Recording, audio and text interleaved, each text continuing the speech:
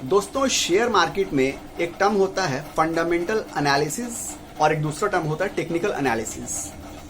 तो fundamental analysis क्या होता है और टेक्निकल एनालिसिस किसको कहते हैं, बेसिकली इस वीडियो में हम लोग यही जानने वाले हैं। और किसको क्या करना चाहिए, कौन बेहतर है, ठीक है, कब क्या करना चाहिए, ये हम लोग पूरा इस वीडियो में डिस्कस करने वाले हैं। तो इससे पहले कि हम लोग फंडामेंटल एनालिसिस के बारे में बात करें, टेक्निकल एनालिसिस के बारे में बात करें, ये बेहतर है कि हम लोग जान लें कि शेयर मार्केट कैसे काम करता है। शेयर मार्केट एक्चुअली एक तरह से मार्केट है जहां पे शेयर्स, कंपनी के शेयर्स या स्टॉक्स बेचे और खरीदे जाते हैं। मान लीजिए कोई कंपनी है, उसका एक स्टॉक 1000 रुपए का मिल रहा है, वो हमने खरीद लिया। कुछ टाइम बाद जब उसका एक स्टॉक या एक शेयर 1000 रुपए के बजाय 1500 का हो गया, तो हमने उसको बेच दिया और बेच के जो 500 का फायदा है वो हमको हो गया। तो बेसिकली इसी तरीके से काम करता है शेयर मार्केट। ठीक है, आप स्टॉक्स खरीदते हैं, जब उसकी प्राइस ऊपर बढ़ जाती है तो फिर आप उसको बेच देते हैं और जो ओवर मनी होता है वही आपका प्रॉफिट होता है, वही आपका गेन होता है। ठीक है, तो अब देखिए शेयर मार्केट में अगरचे आप एंटर करना चाहते हैं, आप शेयर खरीदना चाहते हैं किसी कंपनी के, तो किस कंपनी के शेयर खरीदिए, ये एक बहुत बड़ा सवाल रहता है। अगर आपने अच्छी कंपनी के शेयर खरीदे, ऐसी कंपनी के शेयर खरीदे जो फ्यूचर में बहुत ज़्यादा ग्रो कर गई, तो आपको प्रॉफिट बहुत ज़्यादा हो सकता है। आपने ऐसी कंपनी के शेयर खरीद लिए जो कुछ टाइम जाने के बाद बहुत ज़्यादा लॉस में चले गई, डाउन आ गई, तो फिर आपको बहुत ज़्यादा लॉस हो सकता है। तो किसी भी कंपनी में आग बंद करके उसके शेयर्स नहीं खरीदना है। हमको शेयर खरीदने से पहले, किसी कंपनी के स्टॉक्स खरीदने से पहले प्रॉपर रिसर्च करना पड़ता है। रिसर्च करने के बाद ही हम लोग सोचते हैं कि क्या इस कंपनी के शेयर खरीदे जाए बेहतर रहेगा या किसी और कंपनी के शेयर खरीदे जाए वो बेहतर रहेगा। तो किस तरह से हम लोग को पता चलेगा कि कौन से कंपनी के शेयर खरीदे जाए, ठीक है, इसके लिए एक हम लोग को एनालाइज करना पड़ता है। ये जो एनालाइज करना पड़ता है इसी को बोलते हैं हम लोग एनालिसिस। फंडामेंटल एनालिसिस और टेक्निकल एनालिसिस, ये दो तरीके हैं जिससे आप ये अंदाज़ा लगा सकते हैं कि कौन सी कंपनी के शेयर आपको खरीदना चाहिए, कौन सी कंपनी फ्यूचर में ग्रो कर सकती है, कौन सी कंपनी फ्यूचर में लॉस कर सकती है। ठीक है, इसका अंदाज़ा लगाने के लिए दो तरीके हैं, एक है फंडामेंटल एनालिसिस, दूसरा है टेक्निकल एनालिसिस। अब फंडामेंटल एनालिसिस जैसा कि नाम से जाहिर है, फंडामेंटल एनालिसिस ये कंपनी के फंडामेंटल्स को जाहिर करती है। इसमें क्या होता है, आप कंपनी के फंडामेंटल्स को के ऊपर काम करते हैं, रिसर्च करते हैं, आप उसका पता लगाते हैं, कंपनी के फंडामेंटल्स को देखते हैं। मान लीजिए किसी भी कंपनी को आपने XYZ कोई भी कंपनी आपने सोचा कि इस कंपनी के बारे में, इस कंपनी के ऊपर चलो हम शेयर खरीद लेते हैं, हमने सोचा है, तो उस कंपनी के ऊपर आपको शेयर खरीदने से पहले फंडामेंटल एनालिसिस करना है। मतलब ये कि उस कंपनी के बारे में आप रिसर्च शुरू कर देनी है। ये कंपनी का फाउंडर कौन था, इस कंपनी का ओनर कौन है, इस कंपनी का प्रेजेंट CEO कौन है, मैनेजमेंट में कौन कौन है, जितने लोग इस कंपनी से जुड़े हुए हैं, क्या उनके ऊपर कोई लीगल केसेस तो ऐसा कुछ नहीं है, या कुछ बैड रेप्यूटेशन या न्यूज़ तो मार्केट में ऐसी बैड उनके अगेंस्ट मार्केट में तो नहीं चल रही है। इसके अलावा उस कंपनी की ग्रोथ कितनी है, उसकी एनुअल रिपोर्ट देखना है, उसके बैलेंस शीट देखना है, उसका कैश फ्लो देखना है, उसका सेल्स देखना है, उसका सेल्स ग्रोथ देखना है। ये पता करना है कंपनी कहीं लॉस में तो नहीं जा रही है। ठीक है, इसके अलावा और भी जो कंपनी से जुड़ी तमाम बातें आपको पता करना है। इसके अलावा आपको उसका रिटर्न ऑन इन्वेस्टमेंट, जिसको ROI बोलते हैं, वो पता करना है, उस कंपनी का कितना चल रहा है, उस कंपनी के अंदर एम्प्लॉइज कितने काम कर रहे हैं, ये तक पता करना है आपको।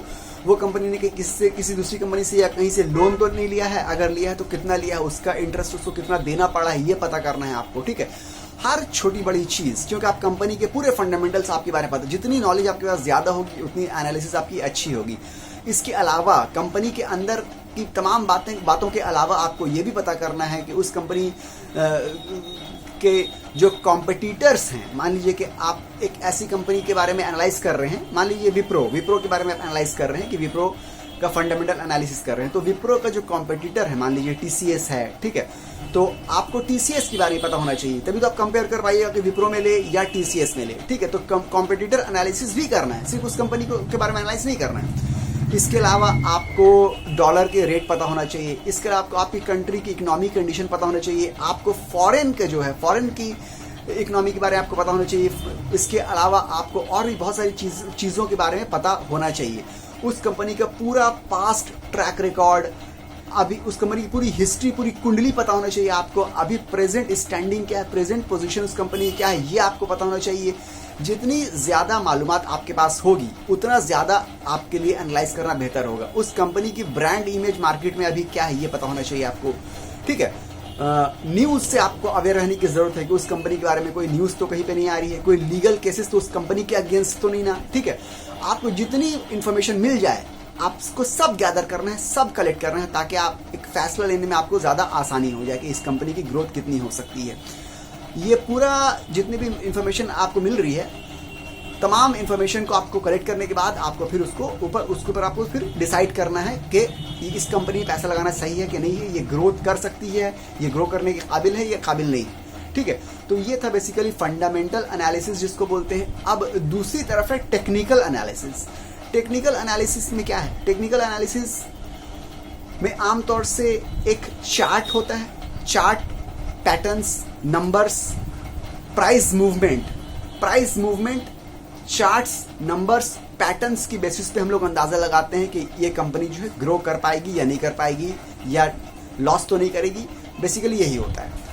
फंडामेंटल एनालिसिस एक बहुत लंबा प्रोसेस हो सकता है, एक काफ़ी टाइम टेकिंग प्रोसेस हो सकता है, क्योंकि उसमें आपको हर चीज़ कंपनी की पता करना है, ढूंढना है, इन्फॉर्मेशन लेनी, रिसर्च करनी है, ठीक है। तो काफ़ी टाइम लग सकता है। और टेक्निकल एनालिसिस जो है वो बहुत ही कम टाइम का काम है। आपने एक बार चार्ट देखा, आपको आइडिया हो जाता है कि ये चार्ट इस पैटर्न से चल रहा है, ठीक है, इस तरह से रिकर कर रहा है, तो चांसेस है कि ये फ्यूचर में भी इस तरह से रिपीट करेगा, ठीक है। टेक्निकल एनालिसिस में क्या होता है? एक चार्ट होता है। मान लीजिए कंपनी ने इस टाइप का ग्रो किया है पिछले 3 महीने, उसके पिछले 3 महीने फिर इस टाइप का ग्रो किया है, तो अंदाजा लगता है कि आने वाले 3 महीने भी इस टाइप का ही ग्रो करेगा, बस। और किसी चीज़ से मतलब नहीं है। कंपनी की बैड रेप्यूटेशन, क्या इमेज है, यहाँ पे कंपनी का नाम क्या है, इससे भी कोई मतलब नहीं। मान लीजिए कंपनी की ग्रोथ कर्व देखने के बाद अंदाजा लग जाता है कि इसी को रिपीट करेगा, चांसेस है। और मैक्सिमम ऐसा होता है कि जो आदमी प्रेडिक्ट करता है चार्ट देख के, वो हो भी जाता है, मगर कभी कभी ऐसा नहीं भी होता है, क्योंकि ये पूरा एक तरह से प्रेडिक्शन है। उसी तरह फंडामेंटल एनालिसिस जो आपने किया है, इतनी इन्फॉर्मेशन लेने के बाद भी आपने गेस किया, डिसाइड किया कि ये कंपनी हाँ लग रहा है कि ऊपर चली जाएगी, मैक्सिमम टाइम ऊपर चली जाती है, कभी कभी लॉस में भी हो सकती है, आ सकती है। तो ये पूरा प्रेडिक्शन है। आप अपने नॉलेज के बेसिस पे आप प्रेडिक्ट कर रहे हैं कि ये कंपनी ऊपर जाएगी, अगर ऊपर जाएगी, ग्रो करेगी, तो आप उसके स्टॉक्स खरीद लेते हैं। चाहे वो फंडामेंटल एनालिसिस के जरिए आप उसको एनालाइज करिए या टेक्निकल एनालिसिस के जरिए आप एनालाइज कीजिए। अब देखिए, आमतौर से आपको फंडामेंटल एनालिसिस कब करना है और टेक्निकल एनालिसिस कब करना है। फंडामेंटल एनालिसिस बोला जाता है आमतौर से जो लॉन्ग टर्म इन्वेस्टर्स जो होते हैं उनके लिए फंडामेंटल एनालिसिस बेहतर है। क्यों? क्योंकि आप लॉन्ग टर्म के लिए एक भारी अमाउंट आप इन्वेस्ट करना चाह रहे हैं उस कंपनी के शेयर्स में, तो आपके लिए ज़रूरी है कि आप अच्छे तरह से काफ़ी वक्त दे के उस कंपनी के बारे में स्टडी कीजिए और उसके बाद आप डिसाइड कीजिए कि ये कंपनी जो है ऊपर जाएगी या नहीं जाएगी, या जाएगी तो कितने जाएगी। ये भी ज़रूरी है कि आप ये भी अंदाज़ा लगाइए कंपनी कितनी ऊपर जाएगी। मान लीजिए कोई कंपनी ऐसी है कि जो आपको समझ में आ रहा है हाँ ग्रो तो करेगी, हो सकता है कि दूसरी कंपनी वो भी ग्रो करे मगर इस कंपनी से कहीं ज़्यादा रेट में ग्रो कर ले, तेज़ी से ग्रो कर ले, तो आपको ग्रोथ सिर्फ नहीं देखनी है, किस स्पीड से ग्रो कर रही है कंपनी करेगी वो भी आपको देखना है। तो जो कंपनी ज़्यादा स्पीड से ग्रो करने के चांसेस हो उसके स्टॉक्स आप खरीदिए, ठीक है। उसी तरह अब बात करें टेक्निकल एनालिसिस की। टेक्निकल एनालिसिस आमतौर से बोला जाता है कि ट्रेडर के लिए ज़्यादा सूटेबल है, क्योंकि इसमें कंपनी की बैकग्राउंड हम लोग नहीं देखते हैं, उससे हम लोग कोई मतलब भी नहीं होता है। हम लोग चार्ट देखते हैं, स्क्रीन में जो दिखाता है उस चार्ट के ऊपर हम लोग डिसाइड करते हैं कि ये चार्ट का ये पैटर्न है, तो लग रहा है कि ये जो प्राइस है इसकी ऊपर जाएगी, ये स्टॉक जो है इससे ऊपर जाएगा और हम लोग खरीद लेते हैं। आमतौर से शॉर्ट टर्म ट्रेडर के लिए टेक्निकल एनालिसिस जो है वो बेहतर माना जाता है। लॉन्ग टर्म इन्वेस्टर के लिए फंडामेंटल एनालिसिस जो है वो बेहतर माना जाता है। फंडामेंटल एनालिसिस ज़्यादा लंबा टाइम टेकिंग प्रोसेस होता है, ज़्यादा रिसर्च करना पड़ता है, और जो टेक्निकल एनालिसिस है वो बहुत शॉर्ट टाइम में हो जाता है। आपने एक बार स्क्रीन देखा, आपने अंदाज़ा लगा लिया, आइडिया लगा लिया, ये काम हो जाता है, इसमें ज़्यादा टाइम नहीं लगता है आपको, ठीक है।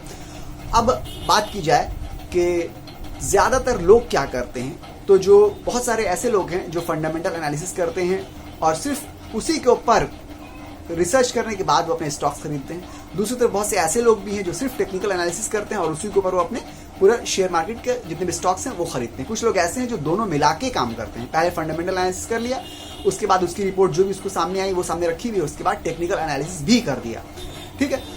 मगर टेक्निकल एनालिसिस में क्या होता है, थोड़ा रिस्क ज़्यादा है, क्योंकि उसमें हम लोग कंपनी के फंडामेंटल्स के ऊपर बात नहीं करते। हो सकता है कोई कंपनी बहुत ख़राब है मगर आज किसी भी तरह उसका अगर प्राइस ज़रा सा ऊपर चले गया, तो टेक्निकल एनालिसिस में क्या होता है, प्राइस ऊपर जा रहा है आप खरीद लेते हैं। तो टेक्निकल एनालिसिस थोड़ा सा शॉर्ट टर्म के लिए बेहतर है, लॉन्ग टर्म के लिए हो सकता है आपको धोखा दे दे, मगर फंडामेंटल एनालिसिस हो सकता है लॉन्ग टर्म के लिए ज़्यादा बेहतर है। शॉर्ट टर्म के लिए अगर आप कीजिएगा तो आप आपको उतना ज़्यादा आइडिया नहीं मिलेगा कि अभी कितना प्राइस चल रहा है। फंडामेंटल एनालिसिस से आप ये आइडिया नहीं लगा पाइएगा, या आपको टेक्निकल एनालिसिस से आइडिया मिलेगा कि अभी एट प्रेजेंट क्या रेट चल रही है और क्या किस हिसाब से ग्रो कर रहा है। ठीक है, तो दोनों के अपने अपने अगर देखा जाए कि यूजेज हैं। ठीक है, आप लॉन्ग टर्म के लिए कर रहे हैं फंडामेंटल कीजिए, शॉर्ट टर्म ट्रेडिंग कर रहे हैं आप टेक्निकल कीजिए। ये डिपेंड करता है कि आप जो शेयर या स्टॉक खरीद रहे हैं वो किस पर्पस के लिए खरीद रहे हैं, इन्वेस्टमेंट के लिए खरीद रहे हैं या ट्रेडिंग के लिए खरीद रहे हैं। ट्रेडिंग के लिए बेहतर है टेक्निकल एनालिसिस, आमतौर से यही मेजॉरिटी यही करती है और यही बोलती है और ये बेहतर है। तो अगर आपको इस वीडियो से समझ में आया होगा कि फंडामेंटल एनालिसिस क्या होता है, टेक्निकल एनालिसिस क्या होता है, दोनों में क्या फ़र्क है और आपको क्या करना चाहिए, तो आप इस वीडियो को लाइक कर दीजिए, चैनल को सब्सक्राइब कर दीजिए। मिलते हैं अगले वीडियो में, जब तक के लिए गुड बाय।